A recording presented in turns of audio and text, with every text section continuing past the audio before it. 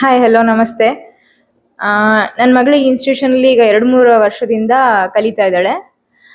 ತುಂಬ ಇಂಪ್ರೂವ್ಮೆಂಟ್ ಆಗಿದ್ದಾಳೆ. Average 50% to 50-60% ಒಳಗೆ ತೆಗಿತಿದ್ದಂಥವಳು 60ನೂ ಬರ್ತಾ ಇಲ್ಲ. ನಾನು ತುಂಬ ಟೆನ್ಷನ್ ಮಾಡ್ಕೊಳ್ತಿದ್ದೆ. ನಾನು ಅಳ್ತಿದ್ದೆ ಮನೇಲಿ, ಇವಳು ಓದ್ತಾ ಇಲ್ಲ, ಏನು ಕಾನ್ಸಂಟ್ರೇಟ್ ಮಾಡ್ತಾ ಇಲ್ಲ ಅಂತ. ಇಲ್ಲಿಗೆ ಬಂದಮೇಲೆ ಆಲ್ಮೋಸ್ಟ್ 80-85% ಅಬೌವ್ 90 ಹತ್ತತ್ರ ತೆಗಿತಾ ಇದ್ದಾಳೆ. ತುಂಬ ಇಂಪ್ರೂವ್ ಆಗಿದ್ದಾಳೆ.